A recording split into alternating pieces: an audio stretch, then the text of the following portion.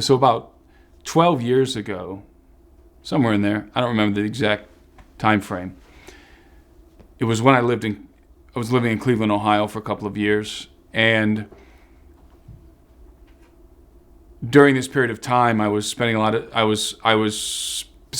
of time with my brother-in-law, Tony, and we would often lift weights in his basement, and the topic of our conversations while we were lifting usually or very commonly revolved around UFOs, Bob Lazar, reverse engineered technology, all this kind of stuff. He's very mechanically inclined, and so we would often discuss anti-gravity and different aspects of perhaps technologies that we've derived through reverse engineering. And one day, I believe we were having a conversation like that. And one day, it was in February, it was very cold outside, we decided he wanted to go run to the GNC store to buy some supplements in Brook Park, Ohio, where I was born. I grew up in Brook Park, Ohio. And it's a suburb of Cleveland, 15-minute drive from where we were. So we jumped in the car, and we were driving to the Brook H shopping complex. It was a strip mall, and there's a big parking lot. And as we're approaching the parking lot, again, it's probably around 9. No, it's probably around 8 o'clock because we're rushing to get to the store before it closes. So I don't remember what time it was. Probably closed at 9. So maybe it was 8:30, 8:45, approaching 9, I think. And as we're coming up to the parking lot, we were stopped at a light, and we both noticed some kind of a craft hovering above the corner store in the strip mall. And there's hardly anybody around at this point because it's almost 9 o'clock. All the stores are closing. Only a couple of cars are in the parking lot. And our first inclination was that this is a Black Hawk helicopter or a Chinook helicopter because that's the size of it. That was the size of it. And it had these bright lights.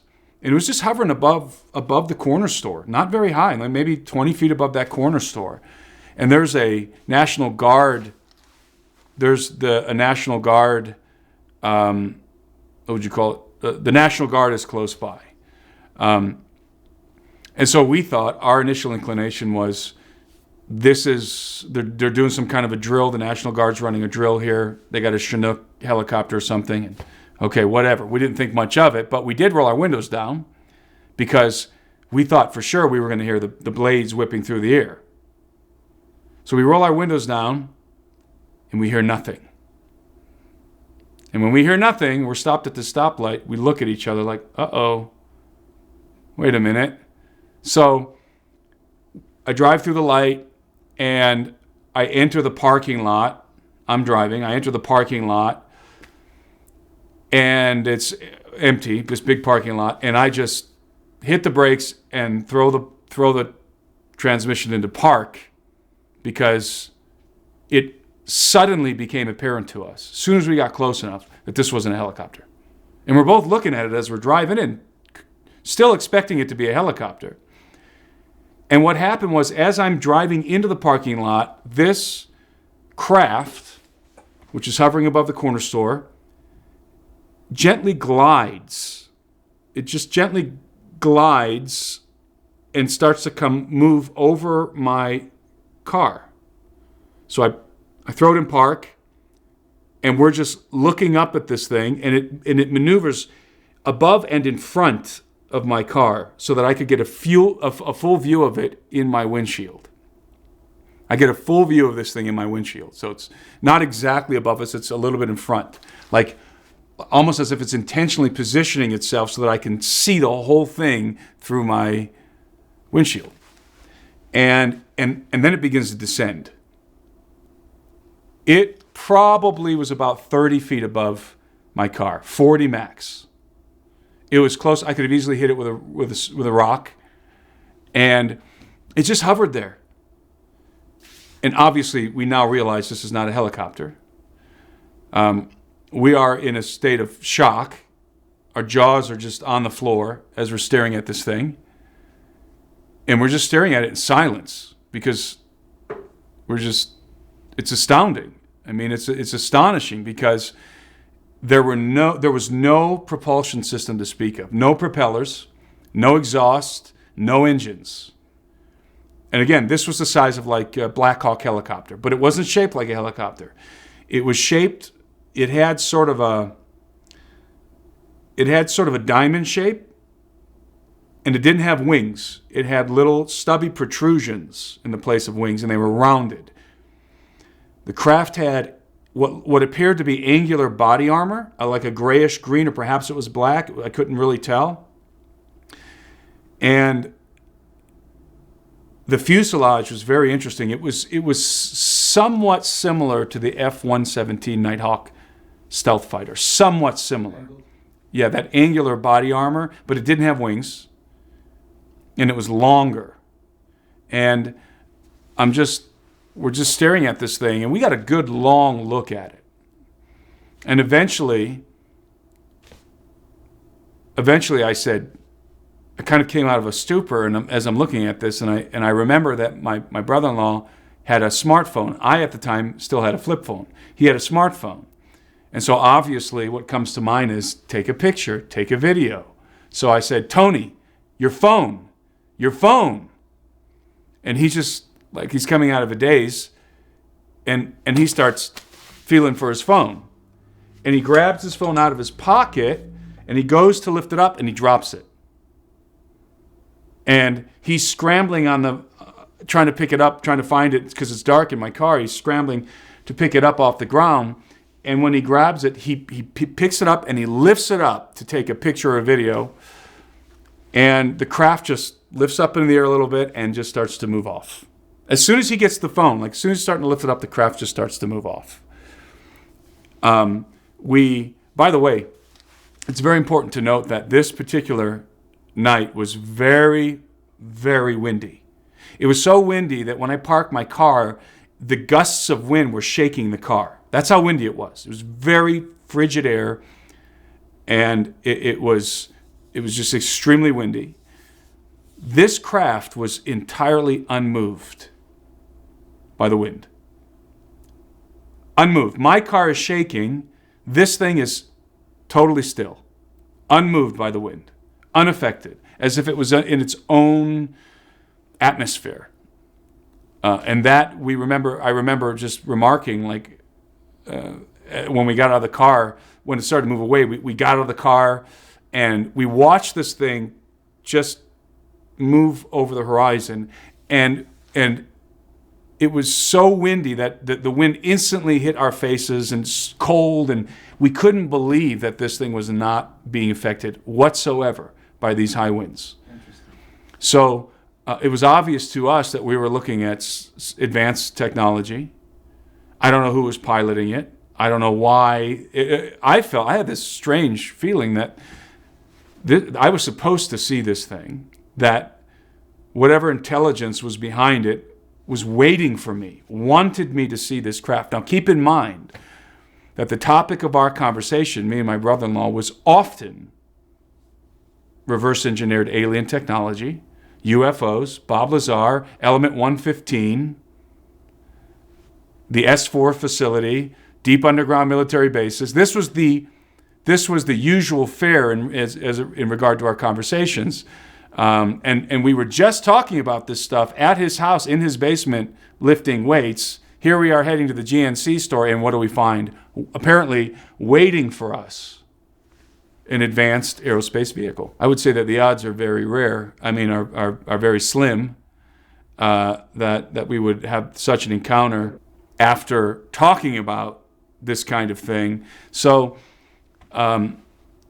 it was so bizarre. I couldn't shake this feeling like I was supposed to see this. Somebody wanted me to see this. Somebody wanted me to know that this is real.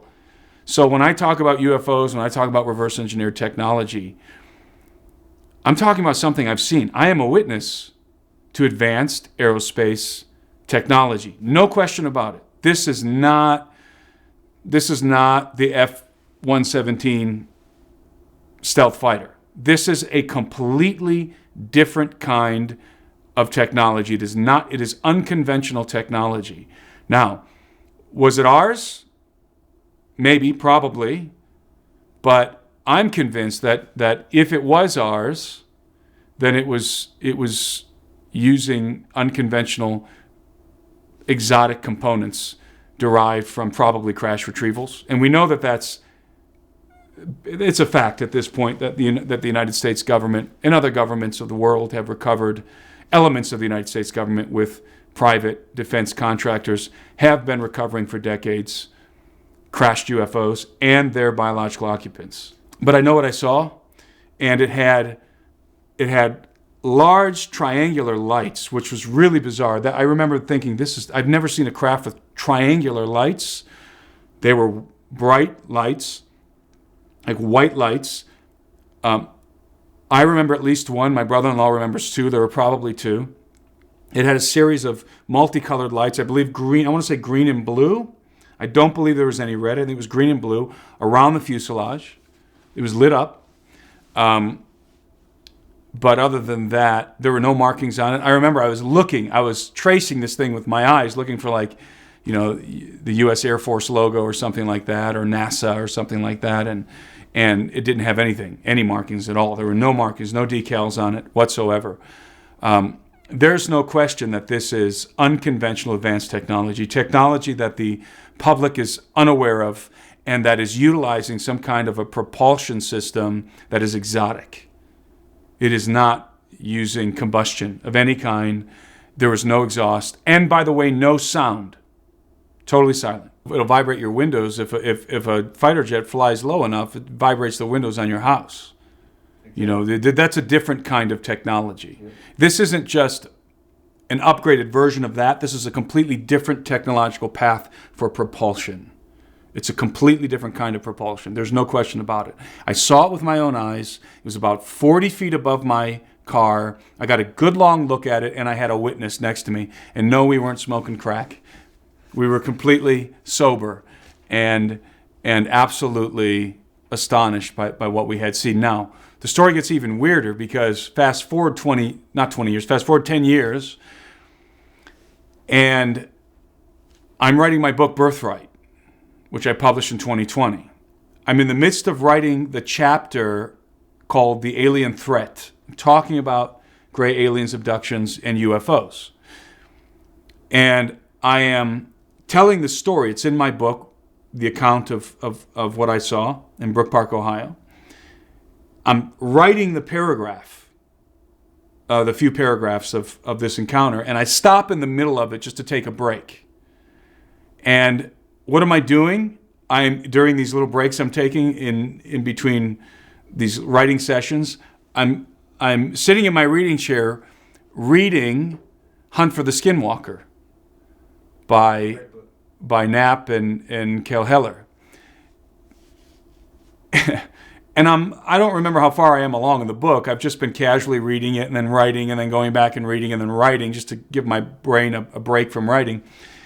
And it just so happens that as I'm in the midst of writing this paragraph about the encounter I just described, I happened to read.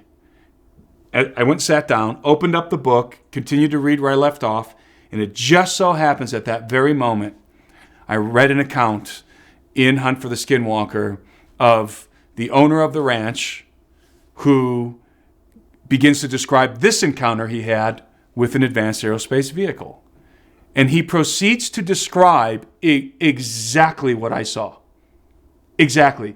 Here's my computer next to me with the unfinished paragraph that I'm writing about my encounter, and here I am reading this account on Skinwalker Ranch of the very same craft that I saw.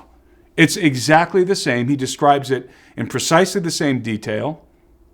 And at the end of his description, he says that he had the uncanny, and I'm paraphrasing, the uncanny feeling that this was ours, reverse engineered military craft with unconventional components derived from alien technology. There's my paragraph, unfinished, on my screen, and here I am reading this in Hunt for the Skinwalker. I have never, ever, in all my years of investigating UFOs and reading different accounts and watching lectures and so forth, I've never encountered the craft that I saw in Brook Park. I've never encountered a description. Now, I'm sure they're out there. I talked to my friend Richard Dolan the other day, and he said he's heard some similar descriptions, but I personally had never encountered any.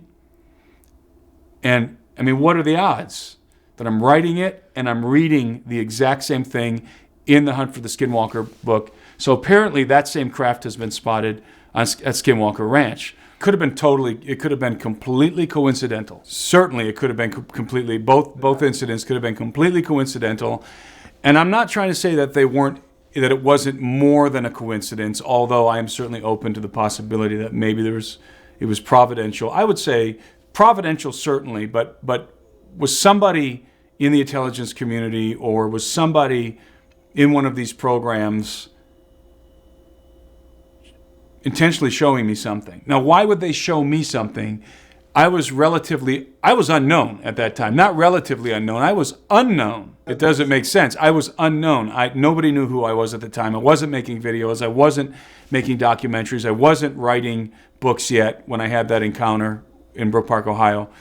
I had just moved back to the United States from living in Peru for a decade. I was unknown. Now, I was very interested in the topic and had been researching it heavily, but nobody knew who I was. So the whole thing is very bizarre. So providential, I would say certainly. Was it beyond that? Was it was there an intentionality behind it, from human or non-human intentionality behind it? I don't know. It solidified my belief, let's say, in UFOs. And when I say that, what I mean is that the craft are real, that they're physical, that it's technology, that and from my, even though I can't prove it to be so, from my perspective, that the U.S. government is in possession of exotic alien technology. That became solidified. I always believed it. It always seemed reasonable and logical. But when I had the encounter with this technology, it solidified. It became unquestionable. And so that's sort of been the foundation. That's why people, they sometimes accuse me of speaking arrogantly about the UFO topic or being overconfident. Well, it's because I've had a face-to-face experience with this technology. And it wasn't in a dream or a vision or an abduction or anything like that. I was sitting in my car, completely conscious. There was no missing time, by the way. I wasn't abducted or anything like that. It was a conscious experience, a physical experience. I had a witness. It happened. And it's simply, as I said, it concretized my belief in the phenomenon. Again, it's just almost like I'm supposed to understand that this is real and that my suspicion is correct, that we indeed have these hybridized, reverse-engineered, we have these hybridized craft, advanced aerospace vehicles that are utilizing exotic components from reverse-engineered alien technology. It's real. I saw it. I had a witness, and nobody could ever convince me that these things don't exist.